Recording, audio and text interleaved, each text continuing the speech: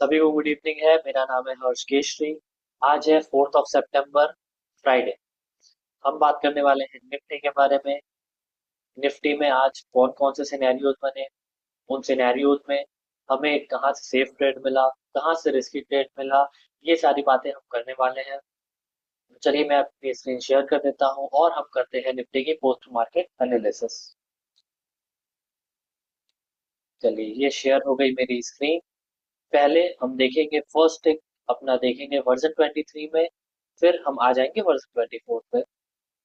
चलिए मैं historical data open कर देता हूँ और लगा लेता हूँ पहले टिक से हिस्टोरिकल डेटा को। चलिए ये हमारा हिस्टोरिकल डेटा का पहला टिक आज का, जो कि 25,000 पे हमें सपोर्ट दिख रहा था, वॉल्यूम एंड ओआई दोनों का। और जो हमें रेजिस्टेंस दिख रहा था वो दिख रहा था 25,500 पर, जो कि वीक टुवर्ड्स टॉप था 25,600 पर। ओआई हमारा वीक टुवर्ड्स टॉप था 25,500 पर। बट इस वीकनेस को हम तभी कंसिडर करते हैं अगर कोई भी वीकनेस, जैसे हमारा जो डिफिनेशन है वो डिफिनेशन है कि हमें एक इन द मनी से लेना होता है। अगर उसके बाहर कोई भी आता है, मतलब उसके बाहर या तो वॉल्यूम अपना वीकनेस बनाए या तो ओआई अपना वीकनेस बनाए, उस केस में हमें कैसे देखना है मैं आपको बताता हूँ। उस केस में हमें कैसे देखना है कि अगर, जैसे अभी आपको वीक टुवर्ड्स टॉप दिख रहा है ओआई 25,000 से 25,500 पर। अगर ये जो इमेजिनरी लाइन है, ये जो रेड कलर की आप इमेजिनरी लाइन देख पा रहे हैं, अगर ये इमेजिनरी लाइन उठ के इधर आया होगा, इधर का मतलब 25,450 एंड 25,500 के बीच में आया होगा। ये 25,450 एंड 25,500 के बीच में तभी आएगा जब मार्केट अपना हाई लगाएगा। अपने पहले टिक की मैं बात कर रहा हूँ, पूरे दिन की बात नहीं कर रहा हूँ। जब मैं अब मार्केट अपने पहले ही कैंडल पे हाई लगाएगा या फिर 450 के ऊपर जाएगा। 450 के ऊपर मतलब अगर 450.50 भी जाता है तो हम उसको कंसिडर करेंगे कि हाँ, मार्केट इन इमेजिनरी लाइन, इन दोनों स्ट्राइक प्राइस के बीच में आया होगा और हम इस वीकनेस को कंसिडर करने के लिए एलिजिबल हो जाएंगे। लेकिन अगर वो नहीं आया होगा तो हम एलिजिबल नहीं होंगे उसको कंसिडर करने के लिए। चलिए हम देख लेते हैं ट्रेडिंग व्यू पे अपने पहले टिक पे, क्या मार्केट 450 के ऊपर गया था या नहीं गया था। मैं 1 मिनट के कैंडल पे आ जाता हूँ।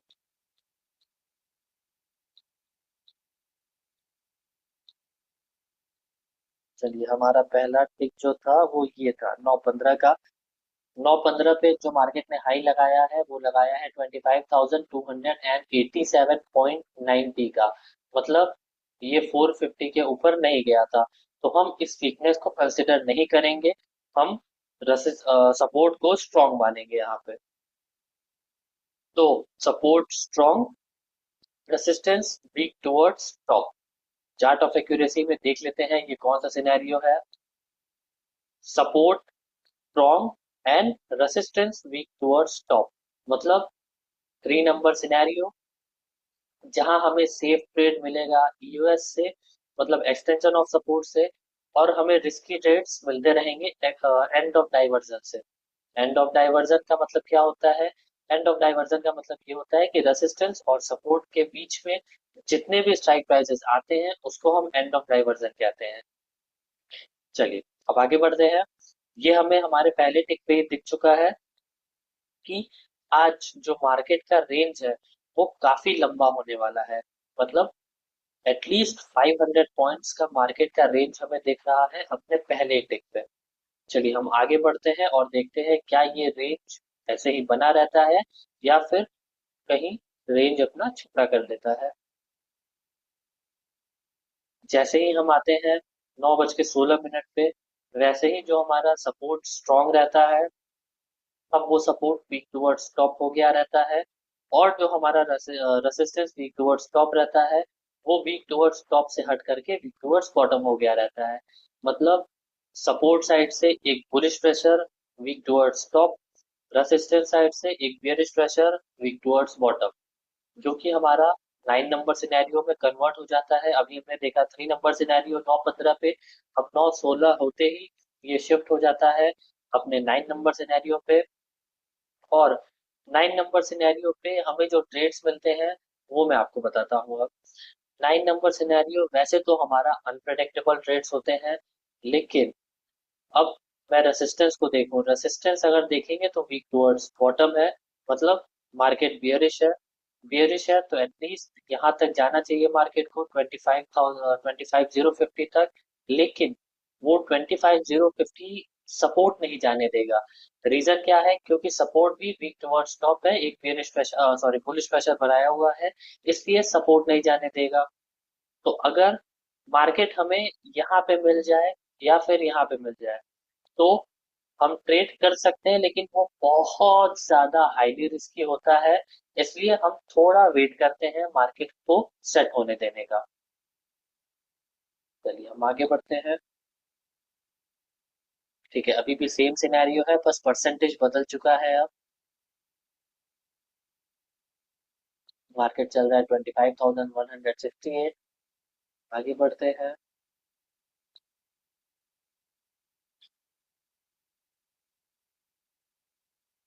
सेम सिनेरियो, अब ये शिफ्ट हो चुका है, मतलब 25,000 से 25,200 पर रेजिस्टेंस सपोर्ट शिफ्ट हो चुका है। सपोर्ट शिफ्ट होने का मतलब यहाँ बुलिश प्रेशर बन चुका है पूरे तरीके से। अगर ये जो वीकनेस बना हुआ है, ये वीकनेस अगर हट जाता है, मतलब यहाँ पे ब्लू कलर बच जाता है, ये येलो कलर यहाँ से हट जाता है, तो ये हमारा एक बुल रन का सिनेरियो होगा। क्यों बुल रन का सिनेरियो होगा?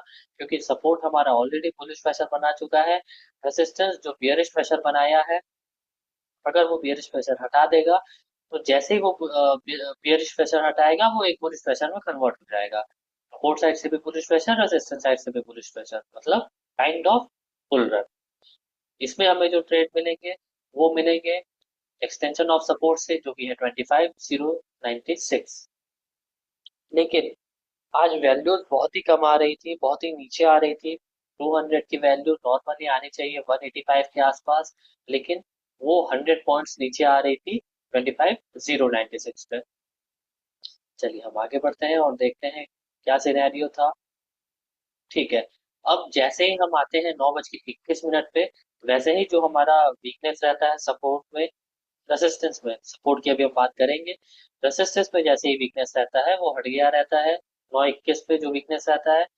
और जो हमारा सपोर्ट शिफ्ट हो गया रहता है 25,000 पे, 25,000 से 200 पे वो वापस से चल जाता है 25,000 पे। मतलब अभी भी कुछ ऐसा खास हमें मार्केट नहीं बता रहा है, हमें इतना मार्केट जरूर बता रहा है कि अगर 25,000 आएगा तो हम बाई कर सकते हैं कॉल को, और 25,500 आएगा तो हम पुट बाई कर सकते हैं। बस हमें मार्केट इतना ही जानकारी दे रहा है और कुछ भी नहीं दे रहा है।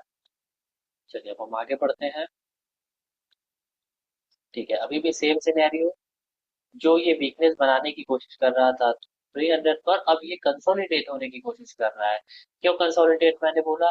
क्योंकि एक ही स्ट्राइक प्राइस पर दोनों आने की कोशिश कर रहा है, सपोर्ट और रेसिस्टेंस दोनों, इसलिए मैंने कंसोलिडेट वर्ड का यूज किया। अब अगर ये आ जाता है तो कंसोलिडेट हो जाएगा, अगर नहीं आता है तो मार्केट अगर यहाँ पे मिल जाए तो हम पुट बाई कर सकते हैं, अगर यहाँ पे मिल जाए तो कॉल बाई कर सकते हैं। क्योंकि अगर उसका रीजन भी मैं आपको बताता हूँ कि क्यों कॉल और पुट वहां से बाई कर सकते हैं। अगर यहाँ आएगा तो हम कॉल बाई कर सकते हैं। क्यों कर सकते हैं? क्योंकि चलिए ठीक है, मैं मान लेता हूँ कि मार्केट आएगा 25,000 पे, बहुत रेयर सिचुएशन में मान रहा हूँ, आएगा 25,000 पे मार्केट, और ये जो रेसिस्टेंस है ये यहाँ शिफ्ट हो जाएगा, और यहाँ जो वीकनेस है ये वीकनेस हट जाएगा। मतलब एक बियरिश प्रेशर, दूसरा बियरिश प्रेशर, दोनों बियरिश प्रेशर, मतलब ब्लड बात, ब्लड बात के बाद भी मैं बोल रहा हूँ यहाँ से कॉल बाई करने को। उसका रीजन ये है कि मुझे अभी फिलहाल पर्सनली कहीं भी परसेंटेज बनता हुआ नहीं दिखाई दे रहा है।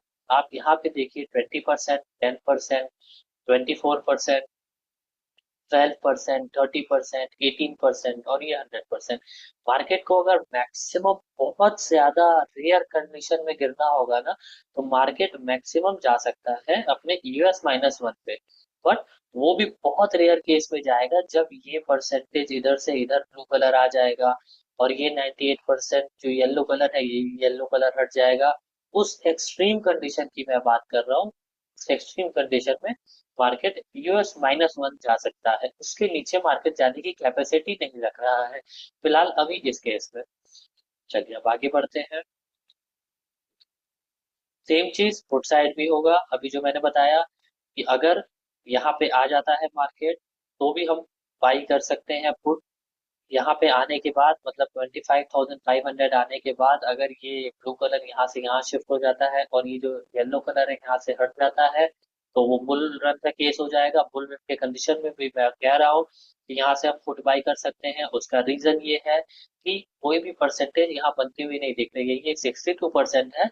बट बट इसको 75% होना पड़ेगा, तो ही अगर ये 75% होगा तो भी मार्केट मैक्सिमम UR+1 तक ट्रैवल कर सकता है, उसके बाद मार्केट ट्रैवल नहीं कर सकता है। इसलिए मैं बोल रहा हूँ कि यहाँ से हम फुट बाई करने के लिए एलिजिबल है अगर मार्केट इस किसी वैल्यू पे आता है तो। चलिए हम आगे बढ़ते हैं।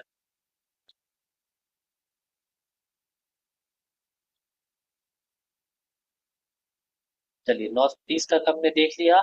हमारा 9 नंबर सिनेरियो है, मतलब ये weak towards bottom resist, support weak towards top, दोनों कंसोलिडेट होने की कोशिश।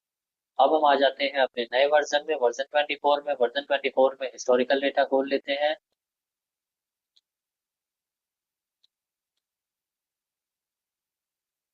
एक्सपायरी 10/10 और डेट आज का ही।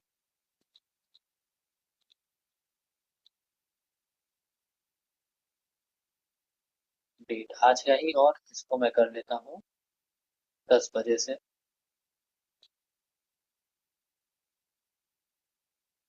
चलिए 10 बजे से सबमिट। अब इसको मैं एक एक मिनट करके देख लेता हूँ। चलिए करते हैं, आगे बढ़ते हैं।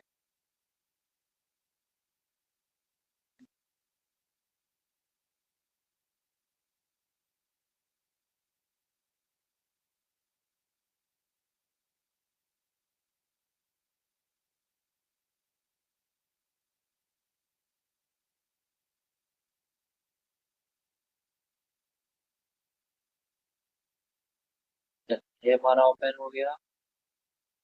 अब देखिए ये जो 25,500 से वीक टुवर्ड स्टॉप था, ये कभी शिफ्ट हो जा रहा था इधर, कभी इधर आ जा रहा था, आपस में ही ब्लिंक कर रहा था।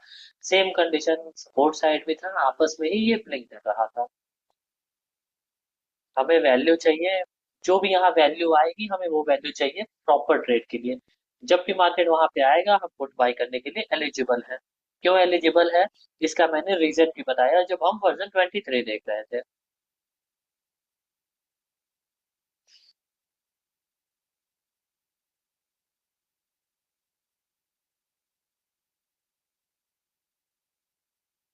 या तो हमें ये वैल्यू मिल जाए 936, या तो हमें ये वैल्यू मिल जाए 480 के आसपास।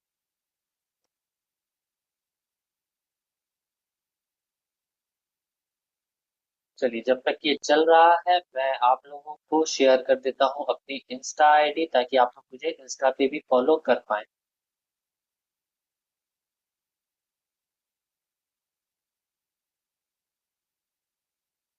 ये रही मेरी इंस्टा आईडी, इंस्टाग्राम की आईडी। आप लोग मुझे इंस्टाग्राम पे भी फॉलो कर सकते हैं इंस्टेंट अपडेट के लिए। जो भी अपडेट्स होंगे एलटीपी कैलकुलेटर के रिगार्डिंग, मार्केट के रिगार्डिंग, या फिर किसी और चीज के रिगार्डिंग, आप इस आईडी पे इंस्टेंटली मिल जाएंगे। चलिए अभी भी मार्केट इसी के आसपास चल रहा है, हमें चाहिए या तो 480 या तो ये 134। सॉरी ये वैल्यू, इस वैल्यू की मैं बात नहीं कर रहा हूँ, 923।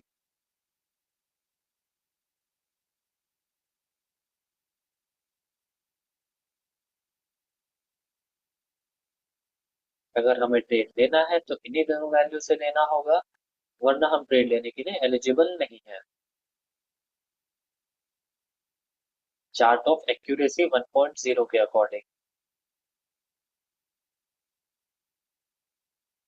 अब कहीं ना कहीं हमें वो वैल्यू दिखाई दे रही है आती हुई, जो कि थी 485 के आसपास। 422, 442, 456।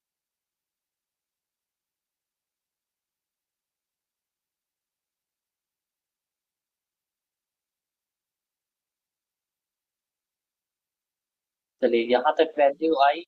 हमें वैल्यू चाहिए थी 494। इसमें 494 ये नहीं दिख रहा है।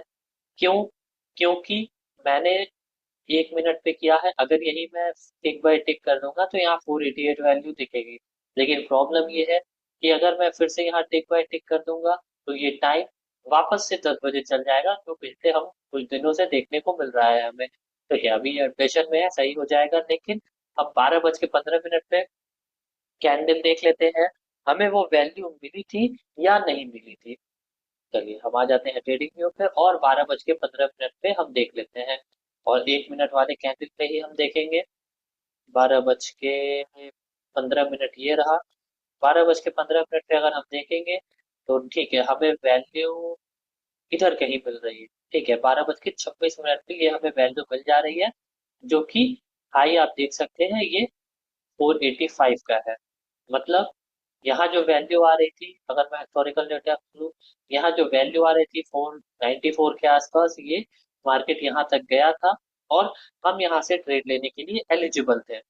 चलिए मैं प्ले कर देता हूँ, फिर देखता हूँ ये वैल्यू शो होती है या फिर वैल्यू शो नहीं होती है।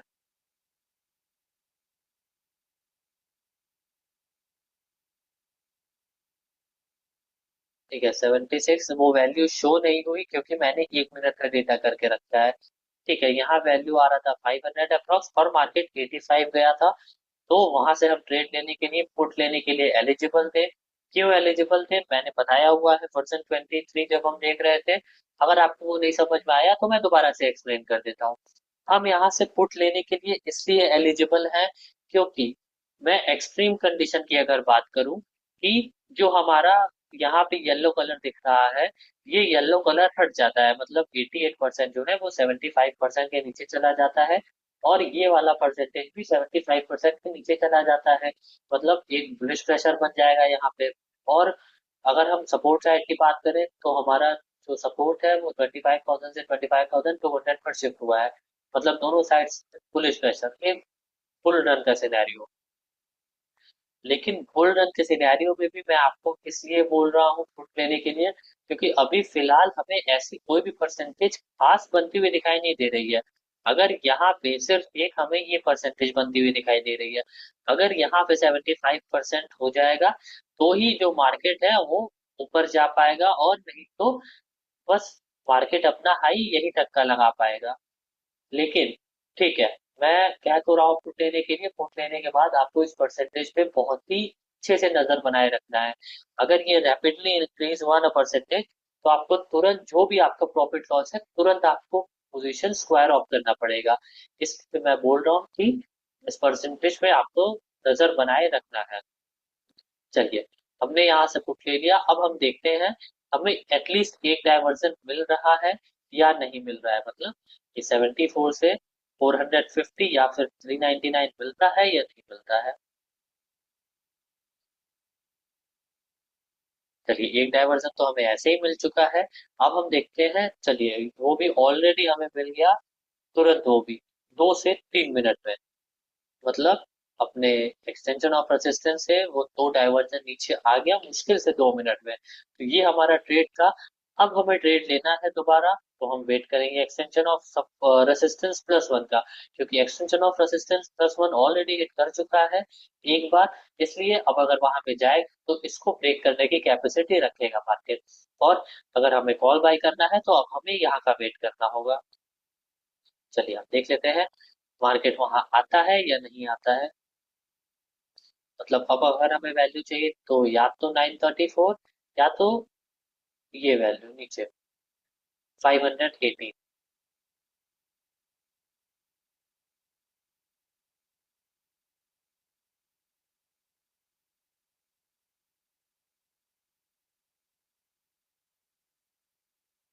चलिए, मार्केट वही कहीं अब मुझे नजर आ रहा है क्लोज होता हुआ। ऐसा कुछ खास मार्केट में नहीं हो रहा है। जो वीक टुवर्ड्स बॉटम 200 पे था वो आ चुका है वापस से 300 पर। तो मार्केट ऐसा कुछ खास करता हुआ दिखाई नहीं दे रहा है। रीजन ये है कि ऑलरेडी बज चुके हैं 1:30 बजे के आसपास।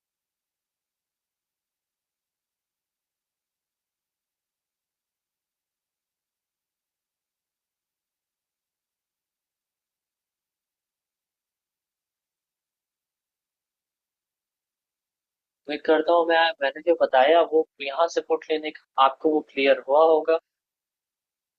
अगर नहीं हुआ है क्लियर तो आप लोग मुझे कमेंट सेक्शन में कमेंट करके बता सकते हैं। मैं डिटेल में आप लोगों को और समझा दूंगा। और अगर आपको और भी किसी टॉपिक पे वीडियो चाहिए तो आप लोग कमेंट कर सकते हैं उस टॉपिक का नाम कमेंट सेक्शन में। मैं उस टॉपिक पे वीडियो बना दूंगा, डिटेल वीडियो, ताकि आप लोगों को वो टॉपिक एकदम क्लियर हो जाए। चलिए, अब बज चुके हैं 2:30 बजे के आसपास। और जो हमारा रूल है 2:30 बजे के बाद ट्रेड ना लेने का, वो एक्टिव हो जाएगा कुछ ही देर में।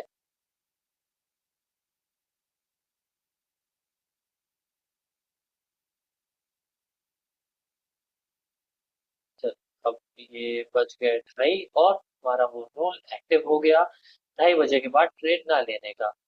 अब अगर मार्केट किसी भी वैल्यू पे आता है तो हमें ट्रेड नहीं लेना है। क्यों? क्योंकि ऑलरेडी आज फ्राइडे है। फ्राइडे में आपको एक अच्छा खासा ट्रेड मिल चुका था पुट का। उसके बाद फ्राइडे हमें ज्यादा ट्रेड नहीं लेना चाहिए, कॉशियस रहना चाहिए, क्योंकि फ्राइडे जो होता है वो रिस्की होता है। चलिए, अब बच गए 3।